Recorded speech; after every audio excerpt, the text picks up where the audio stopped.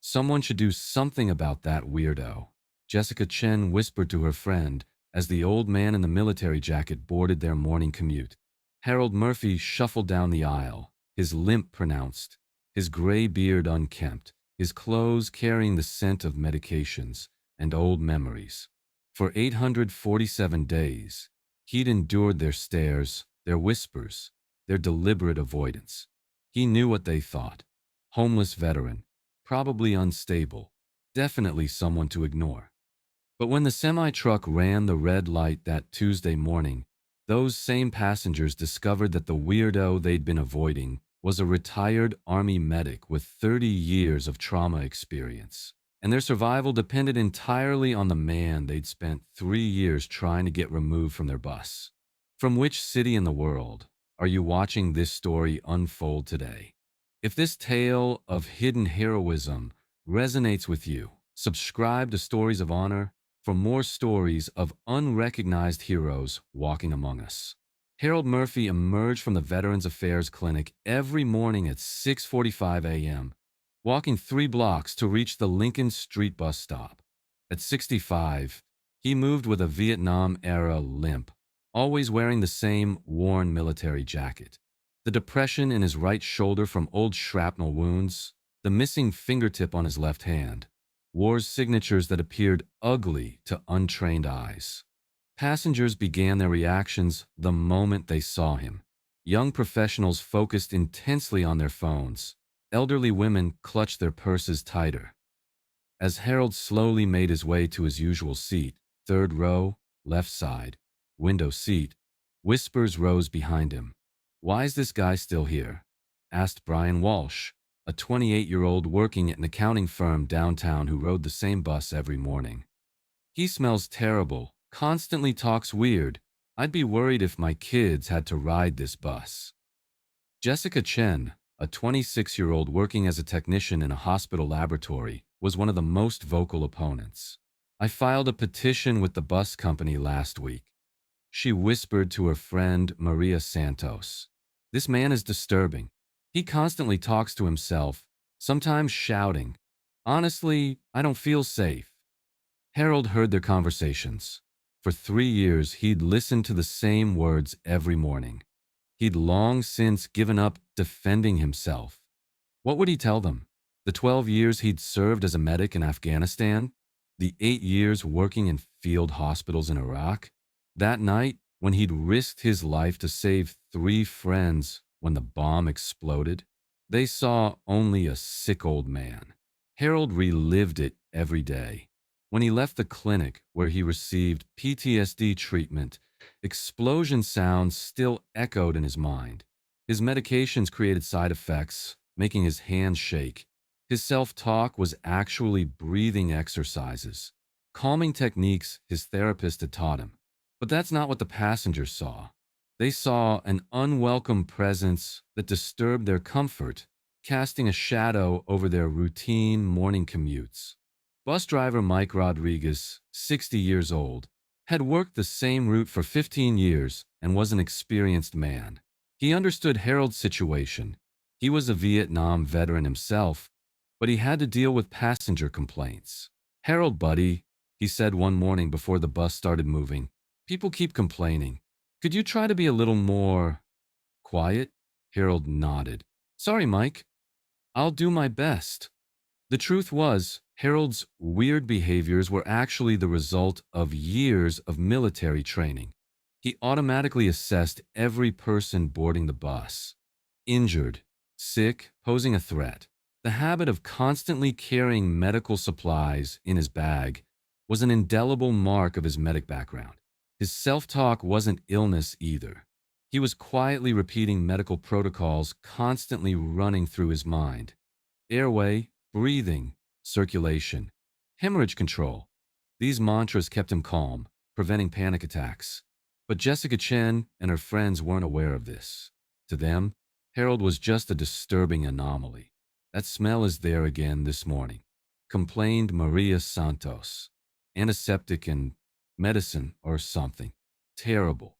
The medical supplies Harold carried in his bag really did smell of antiseptic. Bandages, disinfectant, emergency medications, things every veteran medic reflexively carried. He'd never been able to abandon the be prepared principle. The young professionals began developing theories about him. Some said he was homeless. Others claimed he was a mental hospital patient. None suspected that the man before them was the most qualified person to save their lives. Toward the end of the third year, passenger complaints reached their peak. Brian Walsh, together with a group of regular passengers, wrote a formal complaint letter to the bus company. This individual threatens the comfort and safety of other passengers, they had written. He experiences personal hygiene problems, exhibits disturbing behaviors, and disrupts the general atmosphere.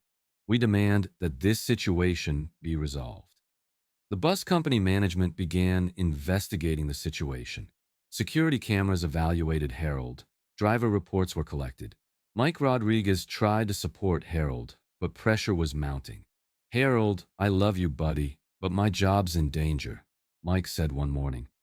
"Upper management wants me to resolve this situation." Harold understood. Bus travel was his only connection to the outside world. It was his only means of transportation between home and the clinic. But he didn't want to disturb other people. "I'll find another solution," he told Mike. "Don't worry." That evening, Harold sat in the single room of his apartment and considered his options. Taxis were too expensive for clinic appointments. The distance was too far to walk, and most importantly, being banned from the bus would completely isolate him. But he had made a decision. Next week, he would try a different route. Maybe he could travel at earlier hours on less crowded buses. That Tuesday morning, Harold boarded the 7:15 bus for the last time. Passengers gave their usual reactions: looks, whispers, avoidance movements. Jessica Chen whispered to her friend, "Finally, we'll be rid of this trouble." As Harold placed his bag, he checked its contents. This was a habit, making sure medical supplies were in place: bandages, tourniquet, saline solution, morphine ampules, doctor prescribed, emergency scalpel. A veteran medic never went out unprepared. When the bus left Lincoln Street and entered the main road, Harold began observing passengers as usual. Jessica Chen looked pale, probably anemic. Brian Walsh showed signs of hypertension due to stress. Elderly Mrs. Peterson was taking heart medication, evident from the pillbox in her purse. These automatic assessments were how Harold's brain worked. 30 years of medic experience kept him constantly alert.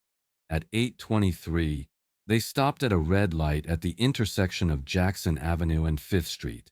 Harold was looking out the window when he saw the truck approaching rapidly from the left. The driver hadn't seen the light, or couldn't stop. "Hold on!" Harold shouted reflexively, but it was too late.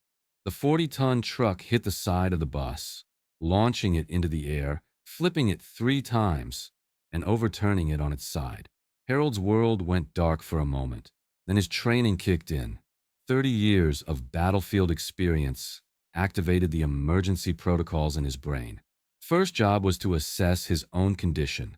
Cut on left arm, probably scrape on head. Not serious. He could move. The inside of the bus was a nightmare.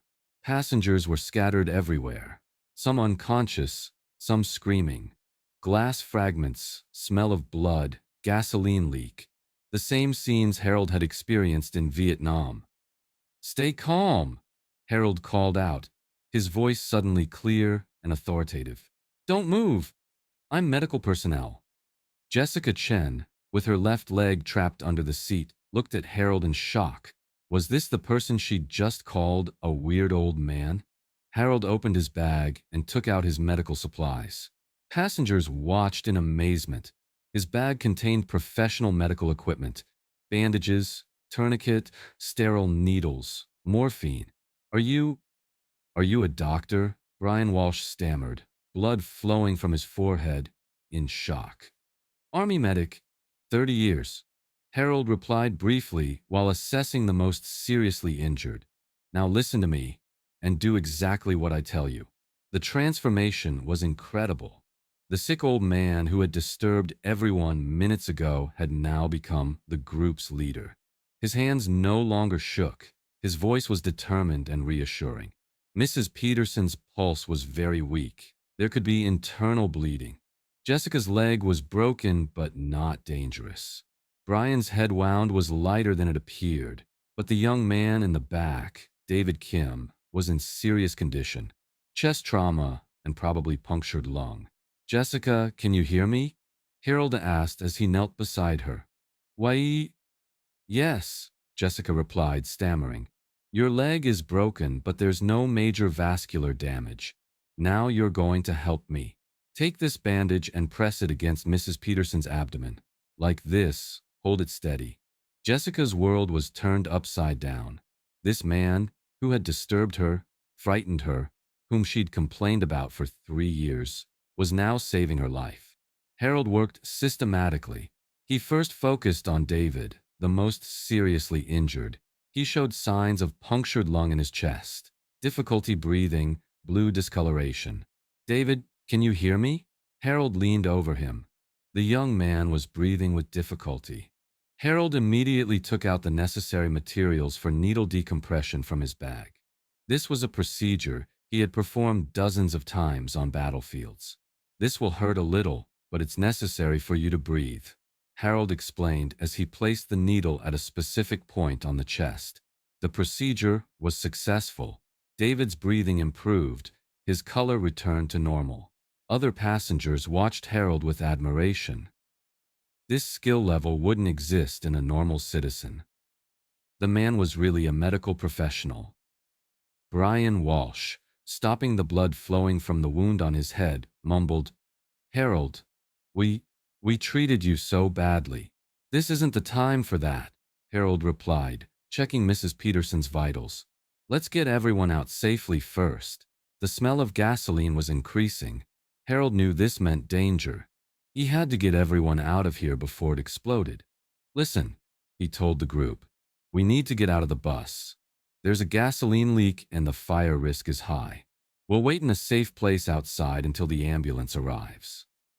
Systematically, starting with the most seriously injured, he evacuated all passengers from the bus. He carried each one to a safe distance, stabilizing their conditions.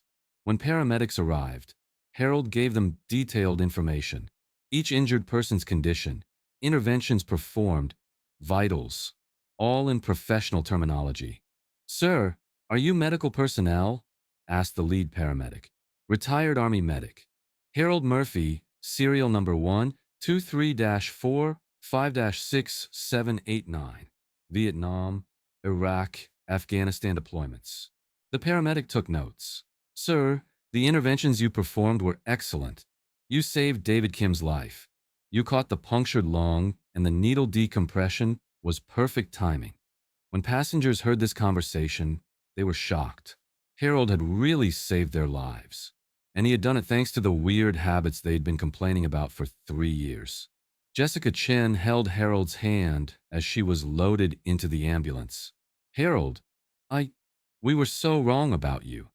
The past is in the past," Harold said gently. "What matters is that everyone is safe."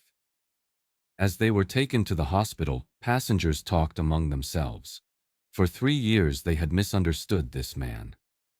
His strange behaviors were actually remnants of medic training. His bad smell came from medical supplies. His self-talk was breathing exercises.